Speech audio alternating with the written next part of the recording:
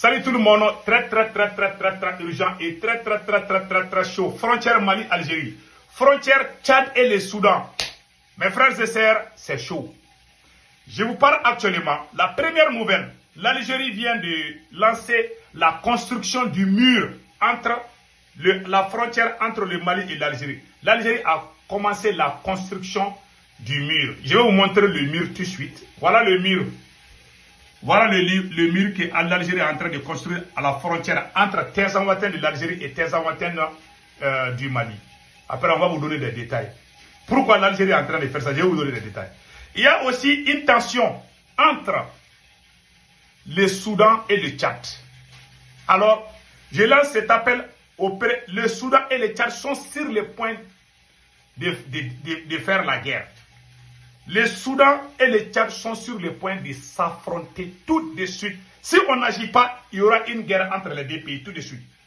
Il y a l'alerte des renforts militaires de l'opposition signalés à la frontière soudanaise pour attaquer le Tchad. Alors, on va parler, nous supplions le président Assimi Goïta en tant que président de l'AES. Le président soudanais a quitté le Mali il n'y a même pas un mois. Les deux pays veulent s'approcher. Alors que le Tchad veut rejoindre l'AES. Après, on va donner les détails par rapport à ça. Donc, maintenant, allons-y en Algérie. Qu'est-ce qui se passe en Algérie? On va lire ça tout de suite. Voilà. L'Algérie, les autorités algériennes ont construit un mur de béton séparant Tinzawatène côté Algérie à la frontière avec Tinzawatène côté Mali, selon les informations sources Choliac. Voilà le mur en question que l'Algérie est en train de construire. Vous voyez Algérie-Mali, vous voyez ça? L'Algérie est en train de construire le mur séparant les deux frontières. Ça me rappelle le mur de Berlin. Ça coûte des milliards. Pourquoi l'Algérie est en train de construire le mur à la frontière entre l'Algérie et le Mali? Mes frères et sœurs, il y a des gens qui sont contents. Il y a des gens qui disent, ah, c'est une bonne chose. Ce n'est pas une bonne idée. Moi, je ne crois, même une seconde, je ne crois pas aux autorités algériennes. J'aime le peuple algérien. J'ai des amis, mais les autorités algériennes, je ne les crois jamais. Il y a Dagali est logé chez eux là-bas. Ils vont construire le long mur là. Quand je vois les murs là, j'ai ri quoi. Vous voyez ça là? Oui, l'Algérie va construire le mur là. C'est fini, hein? Les terreaux ne vont plus rentrer. Oh, ouais, ces murs-là, les terreaux vont sauter ces murs-là. Ces murs-là, l'Algérie a d'autres intentions que peut-être personne ne connaît. L'Algérie ne va jamais construire le mur qu'on passe. Ils vont dépasser des milliards. Ça, c'est de l'argent. Hein. Ça coûte très cher. On a vu le mur de Berlin. Donc, ça coûte des milliards. Ils vont construire le mur là. Les terreaux vont venir casser le mur et puis ils vont rentrer. Ça, c'est pour nous bluffer. Il y a des gens, j'ai vu les réactions. Attends, je vais dire, il y a une stratégie pour le renforcement des capacités des terreaux. Ils font ça pour que si l'armée malienne a frappé les voyous, les terreaux, les derniers puissent rentrer directement et l'armée ne peut pas rentrer. Voilà. Ils vont construire ce mur. Les jours qu'on va bien frapper les terreaux, ou bien si une balle de l'armée malienne touche ce mur-là, ils vont filmer ça, ils vont dire que le Mali a attaqué l'Algérie. C'est ce que moi je pense. S'ils construisent ce mur-là, il ne faut pas être content. L'Algérie est en train de construire ce mur-là. Parce que le Mali va aller. Le Mali n'a pas encore récupéré Tinzawatène. Les jours à venir, le Mali va. Je sais que le Mali va récupérer. Tinzawatène est toujours sous contrôle des terreaux soutenus par l'Algérie. Les jours où il y aura combat pour la libération totale de Tinzawatène, si le mur se casse là, l'Algérie va dire qu'on les a déclaré la guerre. C'est ce que moi je pense.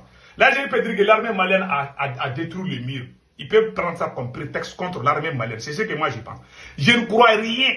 Je ne pense pas que ce mur-là est construit pour qu'il y ait la sécurité. Si l'Algérie est sincère avec le Mali, que l'Algérie arrête de soutenir les terreaux. Voilà. Que l'Algérie arrête de soutenir les terroristes. C'est tout ce qu'on demande aux autorités algériennes. C'est eux qui sont derrière Iyad Agali. C'est l'Algérie qui héberge Agali. Iyad Agali, c'est la pire vérité. C'est la pire vérité. Ils sont là-bas. Ils sont chez eux là-bas. C'est la construction de ces murs-là. Faut pas Il ne faut pas taper la poitrine pour dire que c'est une bonne chose. On ne sait pas. C'est un plan peut-être. C'est un piège contre l'armée malienne, on ne sait pas. En tout cas, moi, je ne crois à rien. Je n'ai rien contre les peuples algériens, mais je ne crois pas une seconde aux autorités algériennes. S'ils sont sincères là, ils n'ont qu'à dire aux voyous là de laisser les armes. Les jours que les Mali a récupéré Kidal, l'Algérie n'était pas contente. Les gens que nous on appelle terreaux, l'Algérie nous a dit de ne pas les appeler les terroristes, que les appeler les groupes armés.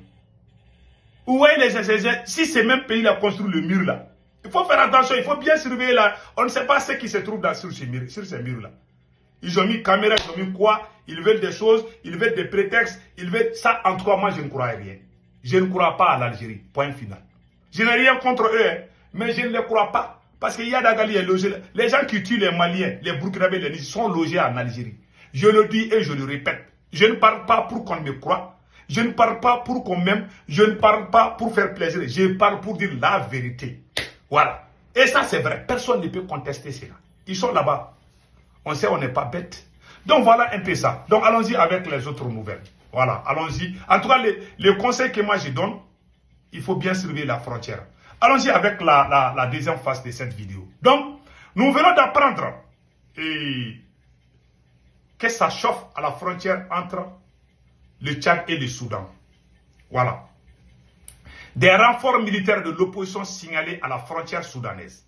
Des sources tchadiennes de haut rang alertent sur l'arrivée des renforts militaires de l'opposition tchadienne dans la ville frontalière de Tiné au Soudan avec pour objectif de lancer des attaques imminentes contre le Tchad. Selon ces sources, le régime soudanais aurait formé et armé une force rebelle tchadienne composée de 600 véhicules de combat placés sous le commandement Abdel Bagui Ahmad. Ce dernier est le chef du mouvement populaire pour le Tchad, un groupe rebelle qui prône l'alternative politique dans le pays.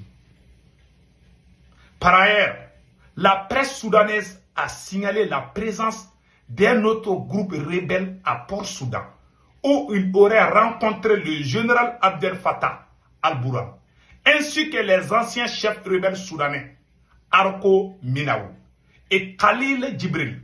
Ces réunions auront pour but de finaliser la logistique de la seconde colonne d'attaque qui projette d'attaquer depuis le sud de la Libye.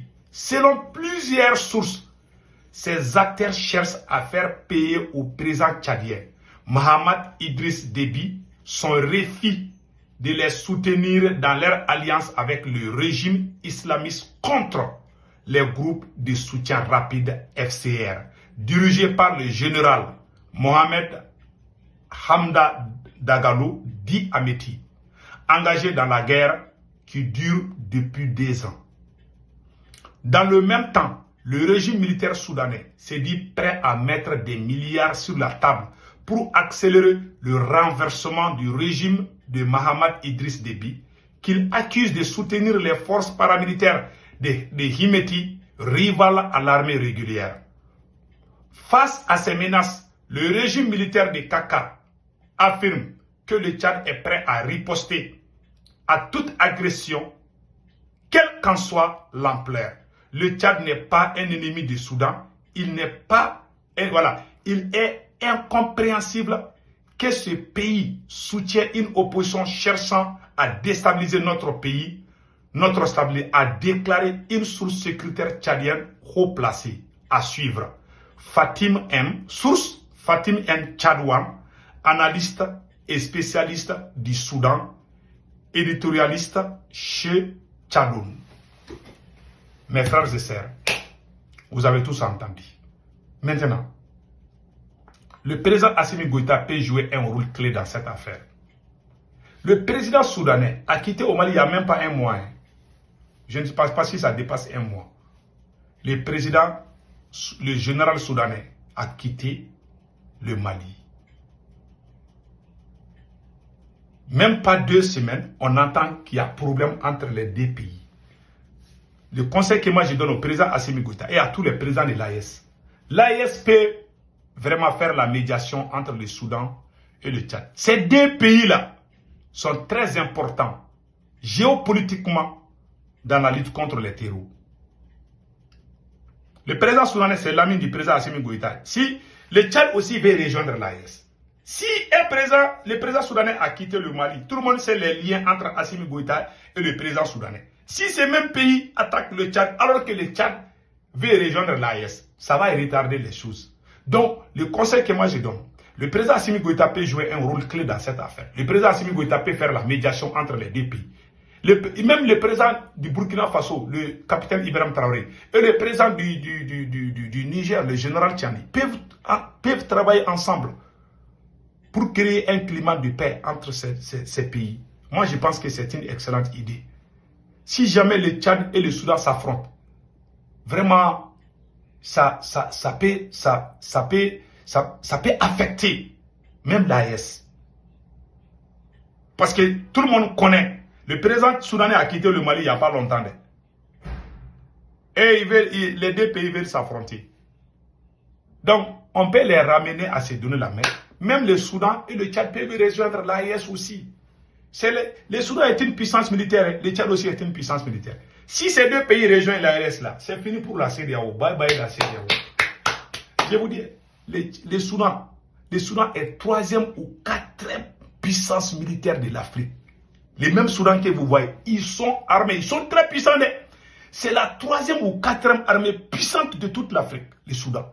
Allez-y voir les classements, peut-être que ça peut changer. Il y a quelques mois de cela, j'ai regardé ça. Le Soudan est parmi les 5 premières puissances armées de l'Afrique. Donc, si le Soudan et le Tchad se donnent la main et rejoignent, comme on appelle l'AES, je pense que ça peut faire notre affaire. C'est tout ce que moi je voulais vous dire. Donc vraiment, que Dieu bénisse les deux pays, que Dieu bénisse l'AES aussi.